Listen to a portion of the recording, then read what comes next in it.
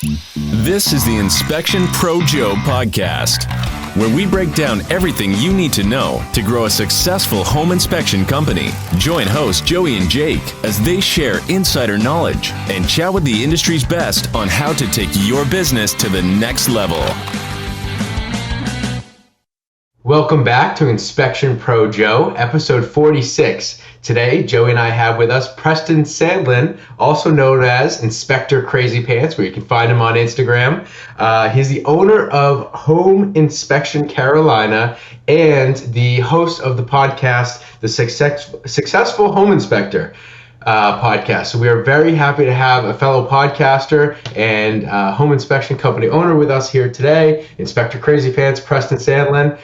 Thank you for joining us. Hey, thanks for having me, guys. I appreciate that. I probably should have wore some crazy pants for the episode. I was in a meeting. I'm kind of known for that in my market, and pre-COVID, you go around, you're wearing the crazy pants. Anything you can do to be remembered and embarrass your kids. But I'm on a Zoom, and the guy's like, "All right, Inspector Crazy Pants, show us your pants you're wearing today." And I'm like, "Oh man, I wish you'd have told me that before." I'm not even sure I'm wearing pants. Were you wearing pants? Were you wearing pants? I am wearing pants, but they'd be a little disappointing. I really don't want to be a viral video today. Not for that. No. We're going to be the most viewed video today. There you go. I do want to be a viral video, but not for that. Not for that. Yeah. Well, Preston, we're so happy to have you here.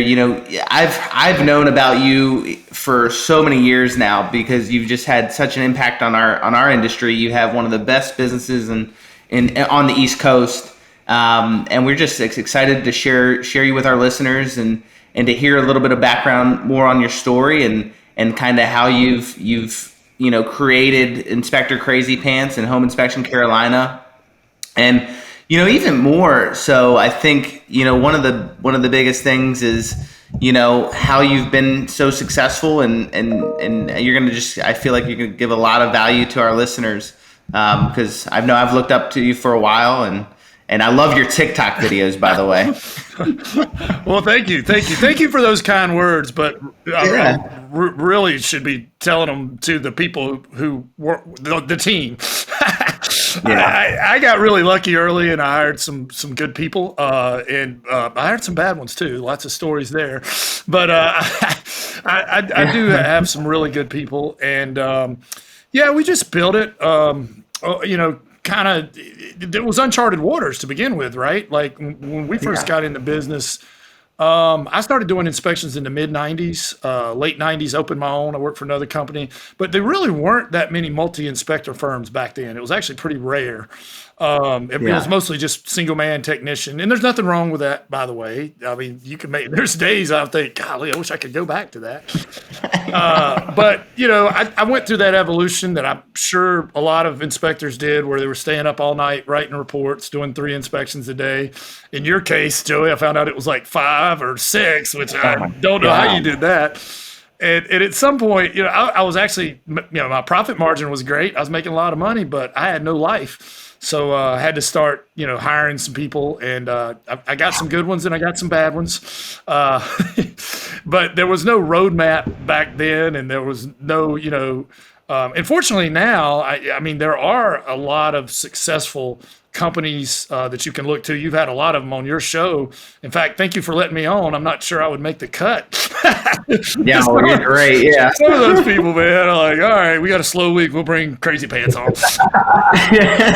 But he's good for some comic relief or something. But but no, it's been a good ride. I actually, I'd been a member of I think all the coaching groups that are out there at some one point or another. Yeah. And I kind of got stagnant there for a little bit, and I'm reinvigorated here. Your podcast, a couple other things. So kind of reinvigorated. It's funny you say that, because I think a lot of people get stuck. It's very few big companies blast through ceilings continually. And like we've talked about, Preston, before, because we've had conversations, is you reach a certain level and you're like, oh my God, I'm like one of the big guys. And then it takes some young companies that we've had on our show recently that say, oh my God, they're at that level? they blew by me. I thought I was at like the pinnacle, and here they come trugging along, and they push the envelope even further. And it's good for companies that get stuck at $1 million. Maybe you're stuck at 2 million, 3 million. You know, that those used to be like the big companies, and now you have companies that are doing 5 million.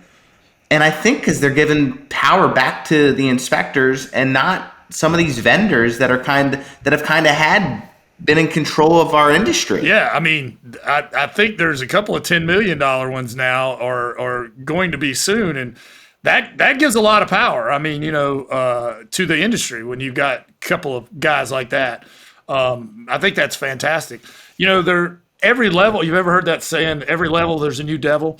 It's like that you got to fight. And, you had to, it's just like everything else. In the beginning, you think nobody else can do an inspection as good as you can. Mm-hmm. Well, you know what? If they can do it 80% as good, that's pretty doggone good. And the reality is, there's guys, man, I hadn't been out in the field in a while. I mean, I got inspectors that are a lot better than me. And then, there's three parts of this business. There's the operations, right?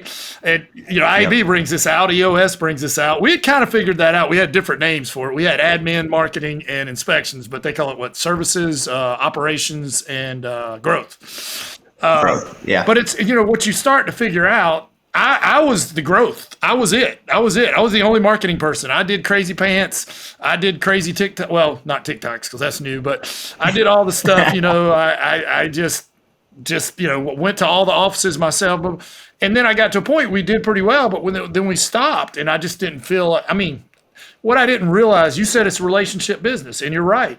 Well, one person can only have a relationship with so many people. So it's math, man. If you want to get to another level, you've got to employ some more people so you can increase those relationships.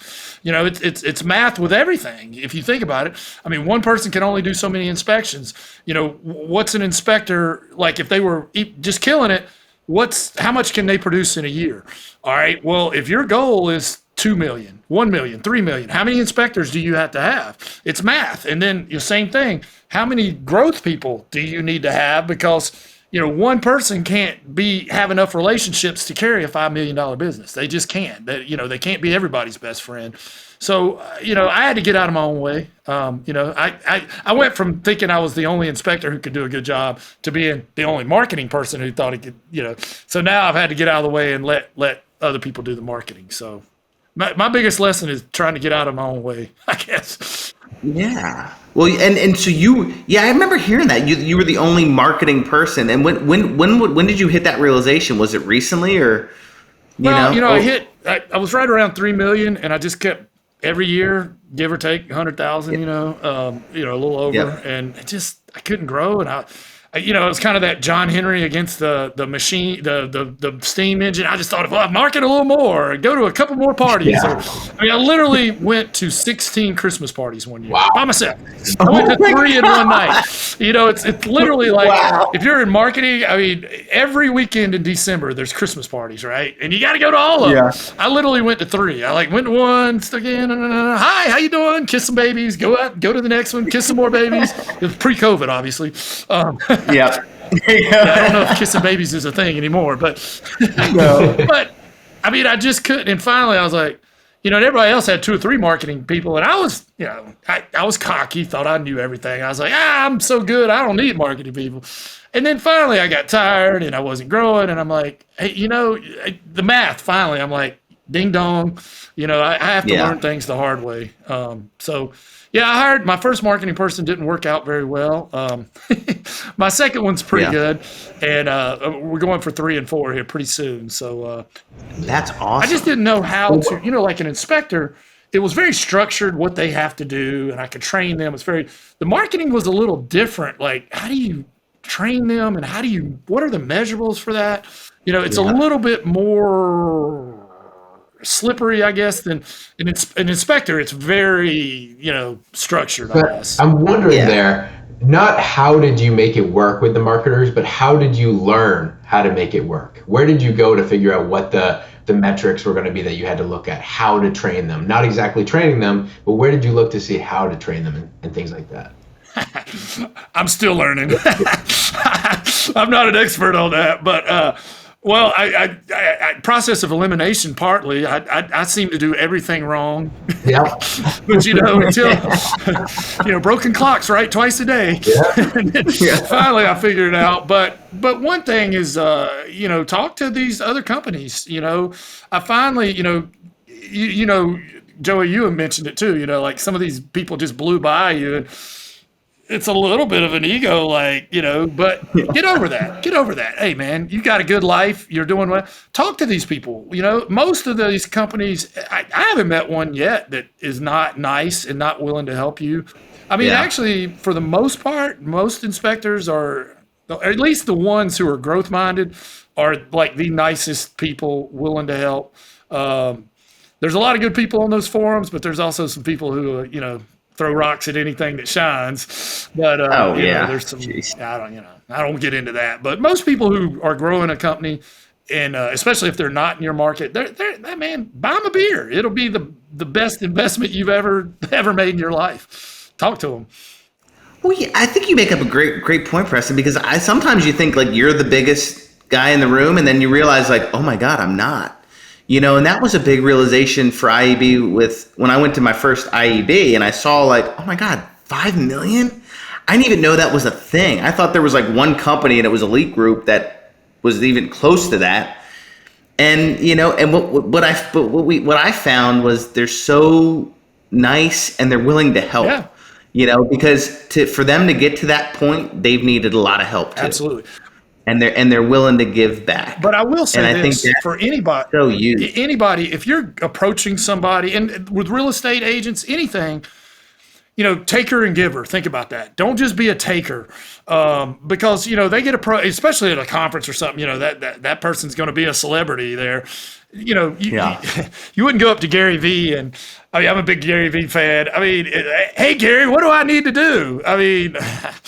The way you would approach somebody like that is give them value first. Figure out a way, if I was going to talk to Gary Vee, I would come to him with a signed Jets jersey and say, Gary, can I have 5 minutes? And I guarantee you I might get it just because I know he loves the Jets. He wants to buy the Jets. And if I read that thing, I would catch his attention. So if there's somebody, my point is don't just go and, hey, man, tell me what I need to do. Tell me what I need to do.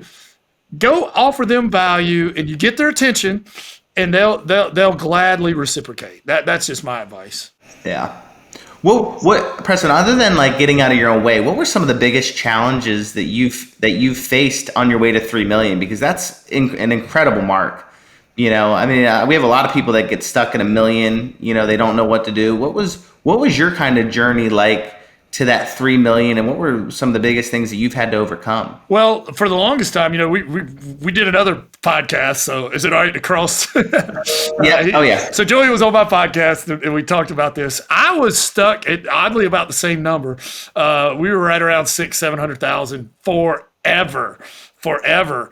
But I was like the owner of the company, the head cook, bottle washer, everything, and then one of my inspectors came to me and he wanted more. He wanted to be a manager or something. And I kind of saw in him myself when I was working for another company, and I went and wanted to be more of it. But I got shut down. I was just like, yeah, you're just going to be an inspector. And I'm not talking bad about them or anything, but I had no growth. That was it, So that planted the seeds for me doing my own. And I knew that this guy was quality. He had managed a Lowe's home improvement. And so I made him the manager. And initially it was like he did inspections, but he did management stuff for 1 day a week. And then he did it for 2 days a week. And then eventually, and we grew, man. We went from, 7 inspectors to over 20. And just bam, bam, bam, bam, bam. And then I just went to doing marketing full time.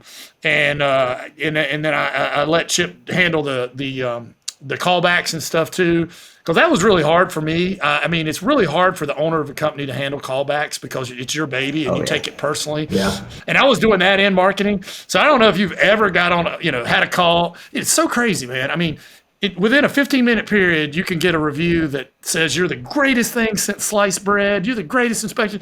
And then another person said, you're the sorriest. I'll never hire you again, blah, blah, blah. And then right after that, you have to get up and do a presentation. And it's like, we're the best. I can't change, man. I can't. Ugh. So I need to get somebody that can handle the complaints, and have a certain amount of, hey, if you can settle it for under this, make them happy, do it. Don't bother me with it unless it gets to this level or something like that. Because if to answer your question, I had to let more and more stuff go. And nobody's good at everything. Figure out what you're good at and hire people who are good at things that you're not good at, little bit by little bit. But it's a crazy thing because entrepreneurs, they open their own business because they feel like they can do something better than somebody else. And that's true, but then to grow little bit by little bit, you have to let go of all that stuff you're doing. So it's like, it is hard, man. It's hard. And it took me a while because I had to get out of my own head, out of my own way, because I thought I'm hard-headed. I'm hard-headed. And what is your main role now? What do you do day to day? And what does your life look like right now on a $3 million business? I try to get out of everybody else's way, pretty much. So to run the company, but I'm still involved in the marketing, but I've let Lauren take that over. And, on that tree, the leadership, what do you call it? Growth chart, I guess is what the EOS name for it. Everybody has a different name, but I like that. I'm supposed to be at the top, right? And I guess I am, but I also put myself under the marketing thing where I can just do kind of crazy stuff because I like doing it. And if, you get doubled up on events or something like that, I want it to be able to run without me fine. But if I want to go do something, I can. And that's just a bonus, but not be dependent on me. Wally told me one time, if you're, if you think of your business as a car, right? But you're an integral part for that car to run, then you don't really have a business. You have a job. So if you're the engine or you're the tires, so I guess my position now is trying to just be a mechanic to look out if there's anything wrong with the car. But I do enjoy the marketing part, so I'll dabble in that a little bit. But I don't want to be the head of that. I don't want it to be dependent on me. And you need me to trot me out to wear the crazy pants somewhere. I'll do that. So I have a question about your marketing. So the scaling it is amazing and absolutely necessary. That's awesome. But for an inspector who isn't at that point yet, I'm wondering about the guerrilla marketing where you're doing it low cost and you're doing it yourself. You're on TikTok. You're on podcast platforms. I see you on Instagram. You're all over the place. Where do you think is the best place for someone to start now? If you were to do it all over again, how do you form that persona? How does Inspector Crazy Pants come along? Just what would you recommend to an inspector just starting out for that kind of marketing? Cool. Good question. If you got a teenage kid, that helps. I've got 2 of those. Helps out a lot with TikTok. That's why you're so good at that stuff. Yeah. Oh, yeah. My daughter. Hey, follow Sarah Margaret on TikTok, by the way. She does food reviews. Oh, heck. She gets paid, man. She gets paid to eat. To do food reviews. She got 160,000 followers. Wow. But that's awesome. I know I haven't answered your question. So it's kind of like the question I asked you. If you had to start all over again, I would certainly be on Facebook, and I would be on Instagram.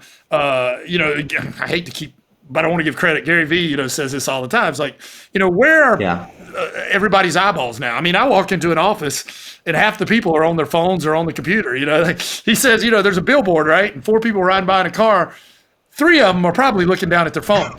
So you got to get where the eyeballs are, right? Yeah. So where are the eyeballs? They're on Facebook, Instagram, and TikTok. But the thing is, you got to remember that social media is like a party, right? Mm-hmm. It's not. It's like a party. I mean, a social party. And Joey and Jake, if y'all went to a party, and you went into the party and you're like, "Hey, man, I sell insurance. Let me look at your policy. I think I can save you some money." And then you walked into the kitchen and you're like, "Hey, man, these containers kind of suck. I sell Tupperware. I got some out in the car. I'll show you." Pretty soon people are like, "Who in the hell invited these dudes, man?" So if you go on social media, hey, I'm greatest home inspector ever. I'm certified. Who invited this guy? Please block him. Yeah. Block him. So you've got to remember that it is social.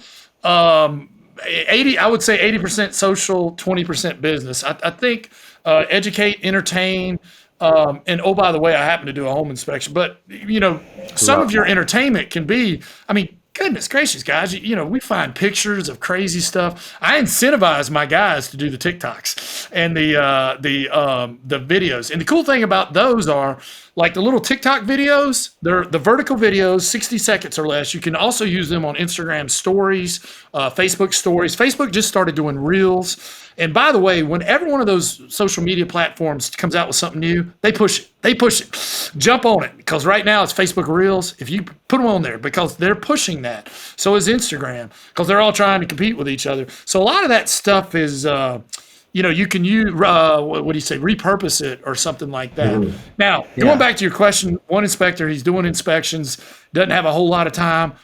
What I did in the beginning, I just set aside like a Sunday, couple of hours, and I went and searched a whole bunch of memes. Like I found some favorite ones favorite sources of those, make a whole bunch of videos, whatever. I'd spend like 4 hours on a Sunday, put all of them in a file on my computer or on my phone so I could release them throughout the week. And I wanted to release every day.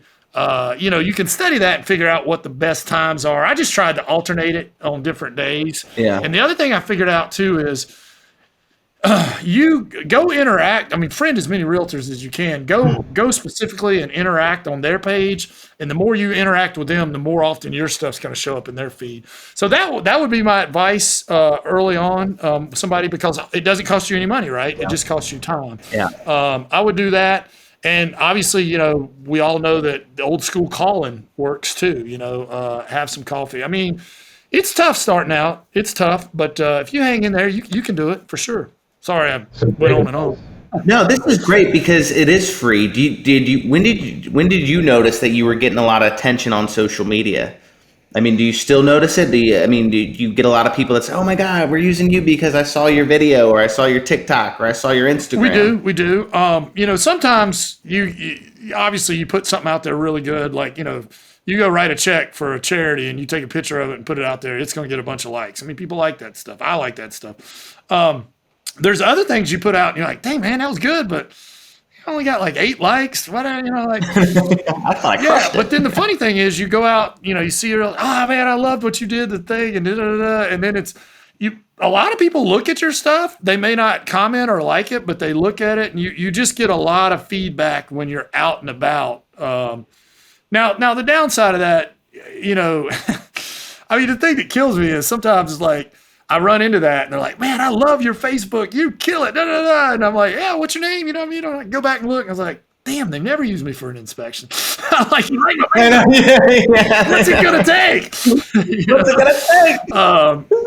At some point you got to hit them up for the business, but don't do that first. You're going to be like that guy at the party selling Tupperware or, life insurance. You don't want to do that. Same as before, give value before you ask for it, Absolutely. How important do you think it is to have, control over your social media? Because I know, like, for our company, we've kind of outsourced it a little bit. Do you still think it's important to make sure you're involved? I mean, I know you do because you are involved. Yeah. But do you think people should fully let go with that? Yeah, that's kind of all right. Because it is a personal touch, you touched on a hot spot there for me, because when I brought in this marketing person, I was doing it all, And so it's half and half now. I still sort of do my own thing because I'm, you can't, I'm too squirrel, I can't follow policy. That's why I have my own business, because I'm unemployable, I can't follow the rules. But because they were getting on me like, you're posting too much, you're posting at the wrong time, because I got people on my team that are very like data driven, scientific, And they're right, of course, but it just doesn't flow with my character. So you have to post at 3:45. That's when you get the most of them. Everything's got to be optimized. Yeah, I keep up with something good at 2:00. I want to post it now. But to answer your question, I do both. I have my team that are much more scientific, and their stuff looks really like professional. And they, they do. I don't know if you saw that video we did. We did a Ghostbusters video. That was very professional, and certain clientele that they want you to be super professional. Me, on the other hand, I'm like, let me whip it out and we'll make a TikTok here in about 8 minutes. Yeah. But you need both, I think. You need a little bit of both. You need that real professional image, and I got that. We got that too. But I'm also the guy that's like, man, you got to have fun at work. Yeah. But if that's not your thing, we also have Lauren's putting out the really professional, sharp, the graphics and all that, and I'm doing the silly stuff, and I do both. I don't know if it's right, but it's right for us. I think you're doing great, and I think you're right, because sometimes I think you hire a company and you lose the personal touch, and it's good to have both. It's good to have professional, but it's good for people to see the real you. One of the things that drove me crazy is whenever I see somebody do a video and I could tell that they're reading something behind the screen, I'm like, what? It almost makes it like not real. And I think we live in a world now where we want the real. We want real. We don't want the fake. We want to see. I want to see you make a mistake as you're talking. I want to see you, because then I can relate to you. Absolutely. More than like a professional, like where you're all done up and it's like, oh my God, it's a business. And I think people want that 80% personal. Absolutely. They want to see your kids. They want to see your daughter getting paid on Instagram. She gets paid to eat. That's crazy. I know. Like, you've done. That's my calling right there. Years to get paid to eat. Sounds like. But to answer your question, I know I've been to a bunch of conferences, and I know that there's some companies out. There's people you can pay to like turn it over to them, and they do like these posts and stuff. And I'm not going to knock them if that's better than nothing. That's certainly better than nothing. Yeah. But the only thing I noticed with that, and they put out some really good content, like a lot of home maintenance videos and stuff like that. But then, and I know you're in different markets and stuff, but I noticed they were doing like the same thing for every, inspection company that was hiring them, and I guess what I'm saying is if you don't have any time, that's better than nothing.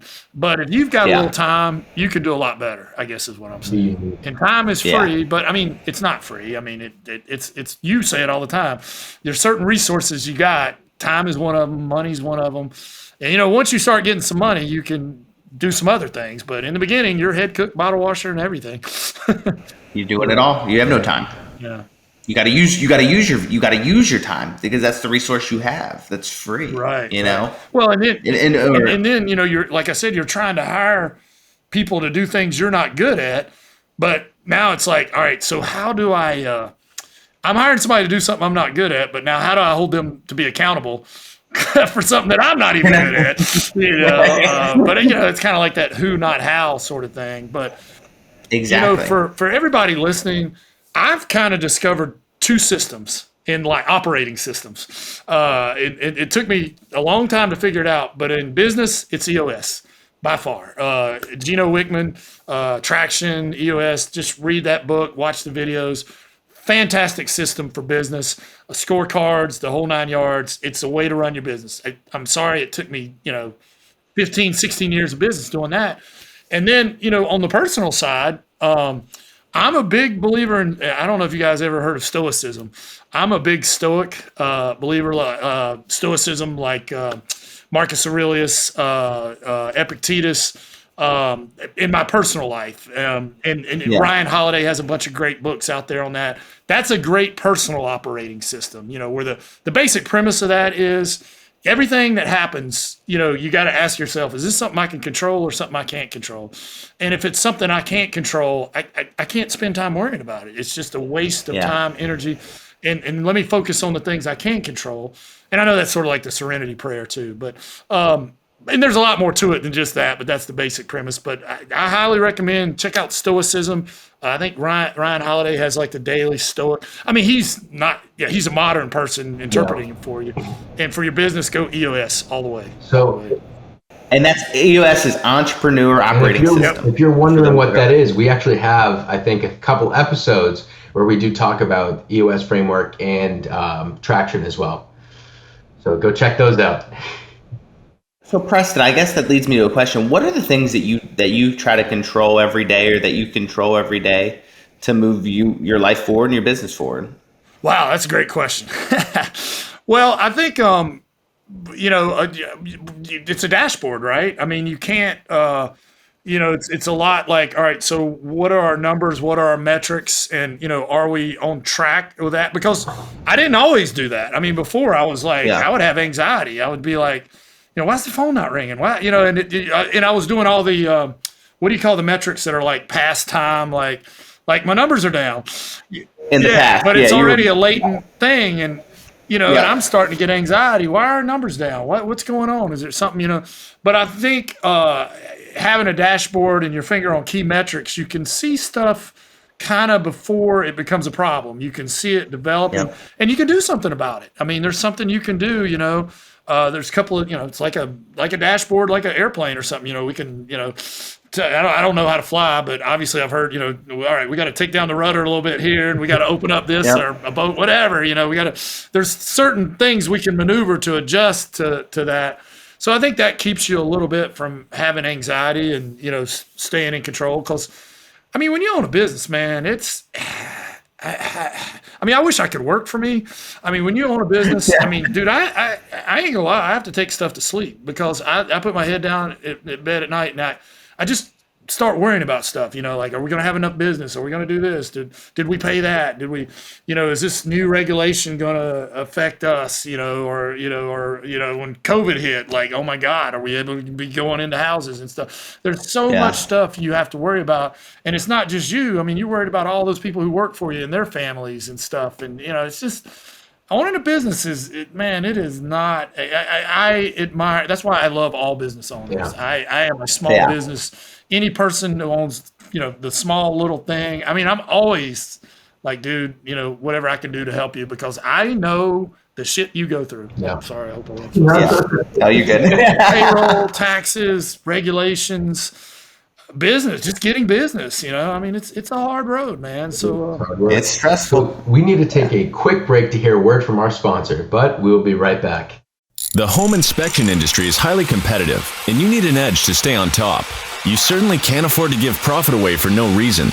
But what if I told you credit card processors may be overcharging you and robbing you of profits you've worked hard to earn? It's time to put an end to being overcharged for payment processing. It's time to take back your profits. That's why we've put together a free report, How to Avoid Being Overcharged by Your Payment Processor. Head over to takebackyourprofits.com, download the report, and put an end to being overcharged for credit card processing. You've worked hard for your sales, and you deserve to keep it. What are you waiting for? Go to takebackyourprofits.com and download your report today. All right, we are back with Inspector Crazy Pants, Preston Sandlin. So Preston, great to have you here. We've covered some great stuff. There are just a few more questions Joey and I have for you. I know Joey had some questions about events. Joey, you want to take the reins there? Yeah, I mean, so we talk about events, we talk about being extrovert, introvert, and being able to turn it on. I think that's key for us as entrepreneurs is, sometimes we're not in the mood, but we have to do it anyway.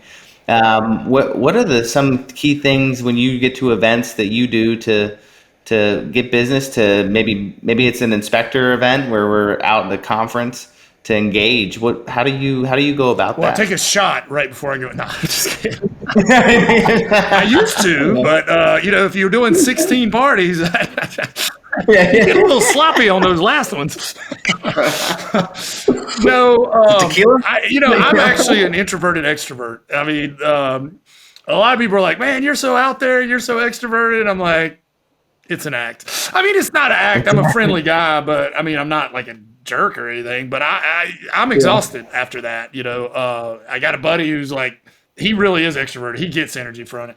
It drains me, but I enjoy it. I mean, I'm like everybody else. When you're driving to the event, here's what's going through your mind.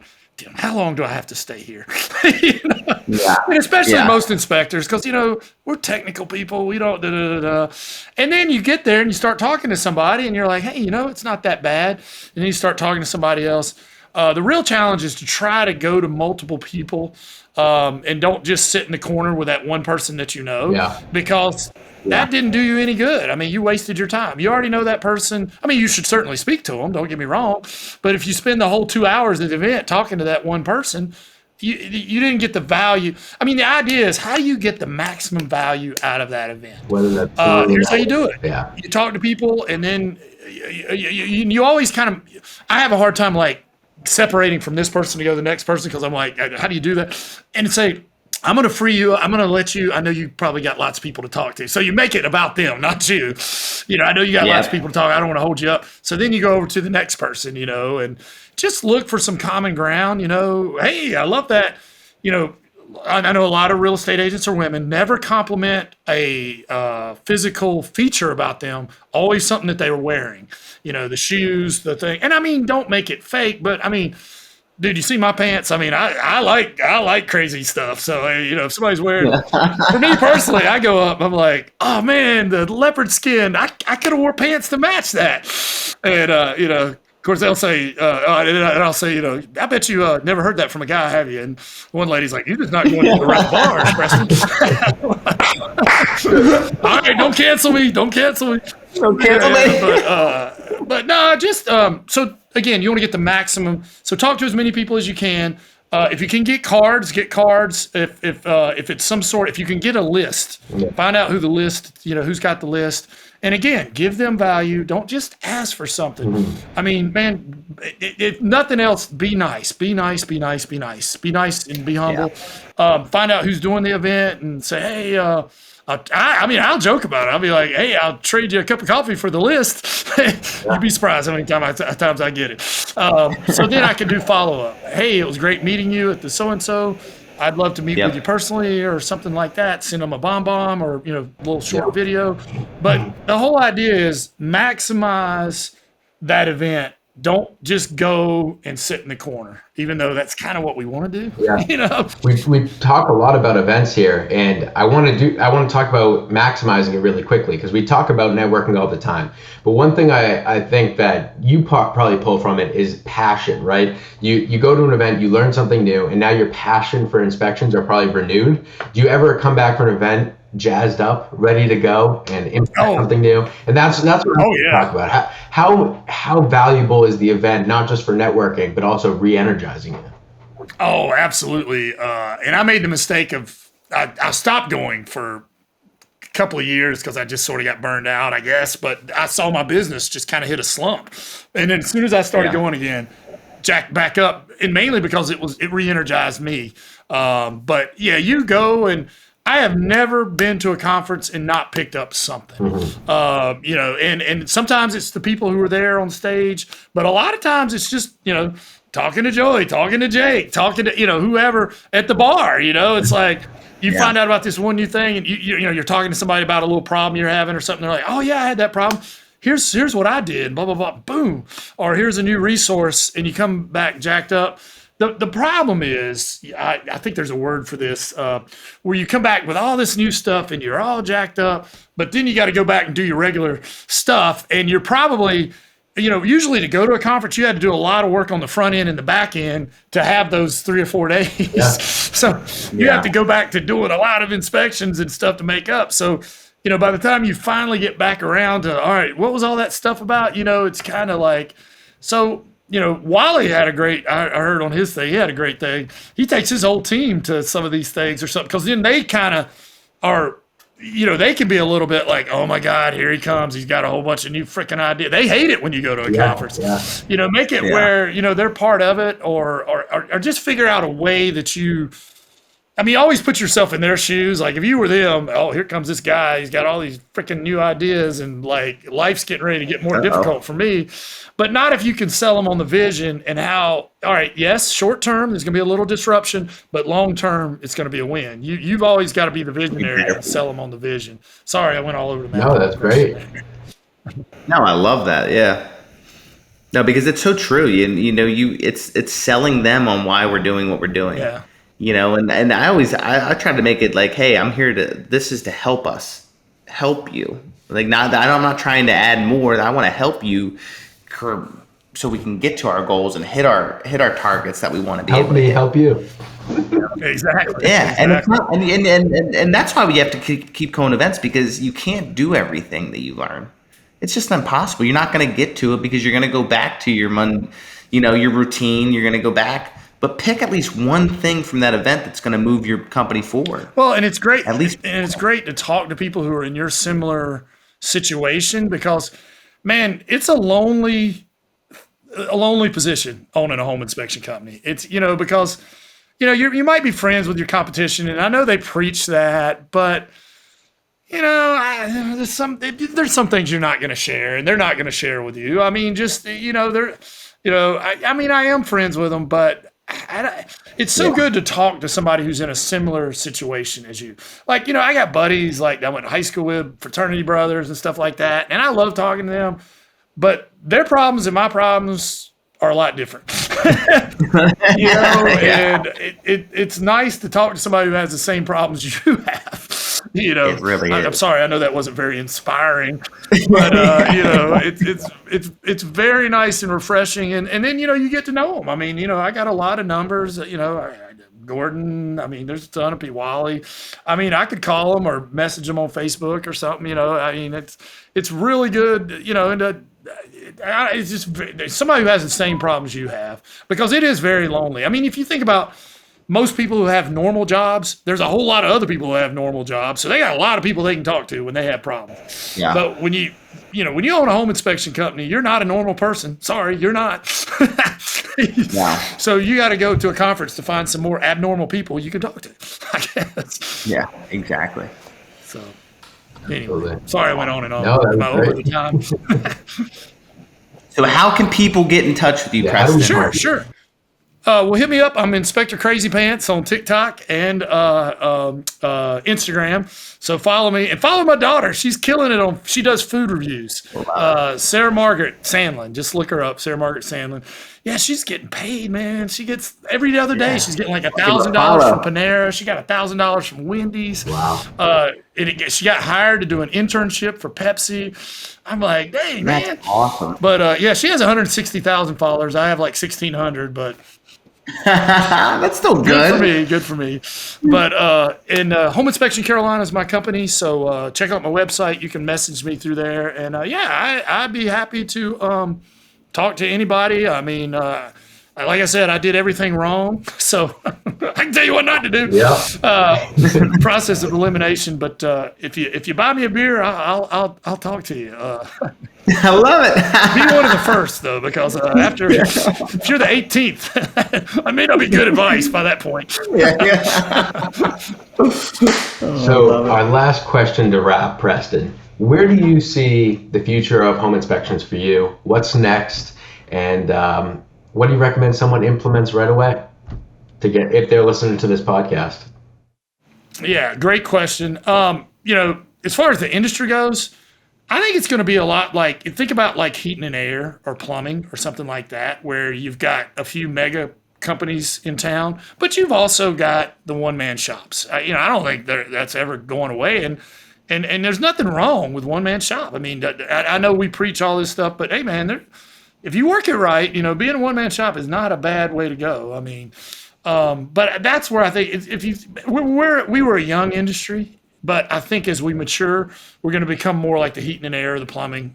I'm sure in your town you got a couple of just crazy big ones, and you probably got a lot of, one man, maybe 2, 3 man. So that's where that's going. For me, I'm going for 5, 10, and after hearing I can never pronounce his name. Quint. I met him. How do you pronounce his name? Quint. Glenn and Quinn. I knew that's the last name. Yeah. He expanded my brain. He wants to hit 50. And you know what? Hey, man, what's that, Les Brown? If you shoot for the moon, even if you don't get it, you're going to hit some stars. Yeah, so, absolutely. Don't think small. Think big. Think big. All right. So that's awesome. Well, this has been great. Thank you so much, Preston. We really enjoyed having you. Thank you. And we know our listeners did too. Awesome. Well, thank you, guys. I hope I didn't talk your heads off. No, absolutely. That was great. So thank you, Preston. Thank you to our listeners. We really appreciate everyone tuning in. I hope you got a lot from Preston, and I hope you take him up on his offer and reach out to him, because Preston, as he said, has done a lot wrong, and so he can tell us not to do. And we love that. We love that. So thank you to everyone listening. We got a great cast of guests coming up, and can't wait to bring them to you. So thank you to everyone again, and we'll see you next week. Thanks for listening to the Inspection Pro Joe podcast. If you haven't subscribed, go ahead and smash that subscribe button. And don't forget to hit the bell so you won't miss our next episode. This episode was produced by Jake Aronson. This has been a Pair Payments production.